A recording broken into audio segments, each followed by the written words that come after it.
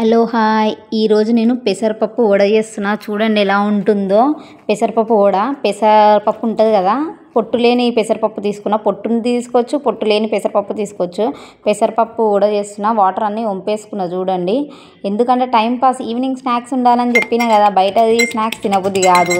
అందుకని మా ఆయన గురించి పెసరపప్పు వడలు చేస్తున్నా. అది చాలా బాగుంటుంది. ఒకసారి టేస్ట్ చూడండి. నా దగ్గర మిక్సీ లేదు, ఎందుకంటే మేము ఇక్కడ షిఫ్ట్ అయ్యాము.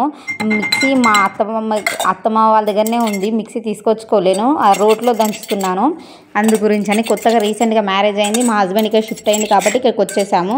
అందుకే కొద్దిగా సామాన్ తెచ్చుకున్నా కాబట్టి నేను మిక్సీ తెచ్చుకోలేదు. ఇక తమిళనాడుకి అక్కడనే ఉంది, సంగారెడ్డిలోనే ఉంది ఆ మిక్సీ. అందుకనే నేను రోట్లో రుబ్బుతున్నాను. మళ్ళీ మీరు కామెంట్స్ పెట్టకండి, ఎందుకు మీరు రోట్లో రుబ్బుతున్నారు. ఇట్లనే ఇంకా టేస్ట్ ఉంటుంది, మన హెల్త్కి కూడా బెటర్. మనం పని చేయాలి అంటారు కదా, ఏదో ఒక పని చేయాలి. ఇట్లా మిక్సీ ఇట్లా అంటే కాదు, ఇట్లా పని చేస్తే కొంచెం మన పేయి కూడా నిమ్మలంగా ఉంటుంది. అందుకనే ఇట్లా దంచుతున్నా. చూడండి, కచ్చాపచ్చ దంచుతున్నా. అదొక హ్యాపీనెస్. మనం అక్కడ అమ్మగారి ఇంటి దగ్గర ఏం పని చేయం కదా, ఇక్కడికి వచ్చిన తర్వాత ప్రతి ఒక్క పని చేయాలి మనం.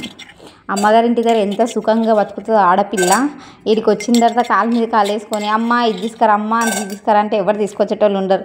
నీ అన్నం నువ్వే తినాలి, నీ ప్లేట్ నువ్వే కడుక్కోవాలి, నీ ప్లేట్ నువ్వే తీయాలి, నీ బాసన నువ్వే తోముకోవాలి, నీ కూర నీ అన్నం నువ్వే వండుకోవాలి. ఇంకా వేరే వాళ్ళకి వండి పెట్టాలి. కానీ అమ్మ అయ్యా అంటే ఎవరూ రారు ఇక్కడ. అది గుర్తుపెట్టుకోండి.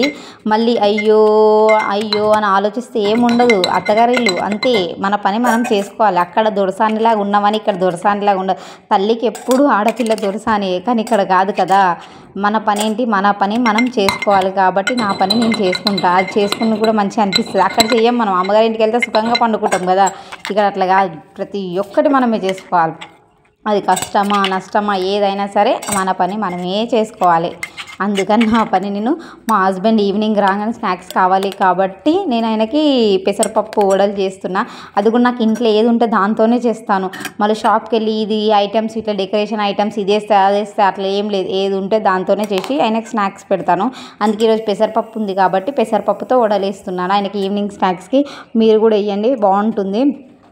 ఎలా అంటే ఇక్కడ తమిళనాడు, ఇక్కడ మన భాష వాళ్ళకి రాదు. షాప్లో వెళ్ళి ఏమన్నా అడగనికి వాళ్ళ భాష మనకు రాదు.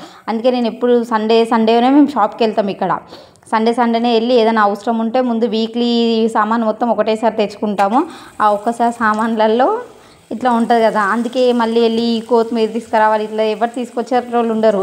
ఇక్కడ మనం ఏంటి బతకనికి వచ్చినాం కాబట్టి, మనది రొటీన్ లైఫ్ కాబట్టి మనది రొటీన్ కంటిన్యూ అవుతుంది ఇక్కడ. అది నేను హౌస్ వైఫ్ని, టైంపాస్ అవ్వట్లే అని యూట్యూబ్ ఛానల్లో పెడదాం, ఇట్లా టైంపాస్ అవుతుంది, ఇదన్న టైంపాస్. అది ఇక్కడ పక్కన వాళ్ళు ఉంటారు, వాళ్ళ భాష మనకు రాదు, మన భాష వాళ్ళకి రాదు. వాళ్ళతో ఏం మాట్లాడతాం. అందుకే డోర్ పెట్టేసుకొని నేను యూట్యూబ్ ఛానల్, నాకు ఎడిటింగ్ కూడా తెలియదు. ఏదో రికార్డింగ్ చేస్తున్నా, పెడుతున్నా, మాట్లాడుతున్నా అంతే. మీరు మా ఫ్యామిలీ అనుకొని మాట్లాడుతున్నా. ఒక్కసారి చూడండి, లైక్ చేయండి, సబ్స్క్రైబ్ చేయండి. టైంపాస్ అవుతుంది నాకు కూడా, మీరు అందరూ ఉంటారని. ఒకసారి చూడండి. నా స్టైల్గా నాకు ఏది అవసరమో దాంతోనే చేస్తున్నా. ఏదో డెకరేషన్గా ఇట్లా అట్లా స్టైల్గా నేను డెకరేషన్ చెయ్యను. నాకు ఎలా వచ్చో అలా చేస్తున్నా. ఏదన్నా మిస్టేక్ ఉన్నా, ఏదన్నా ఇది తప్పు ఇది కరెక్ట్ అని మీరే చెప్పండి. ఎవరు చెప్పేటోళ్ళు ఉండరు కదా, మీరైతే మంచిగా చెప్తారు, కామెంట్స్లలో పెడతారు ఇది రాంగ్ ఇది రైట్ ఇలా చెప్తారు. కానీ బ్యాడ్ కామెంట్స్ పెట్టకండి. నాకు వచ్చింది విధానంలో నేను చేస్తున్నా. అది మంచిగా ఉందో లేదో చూడండి అంతే.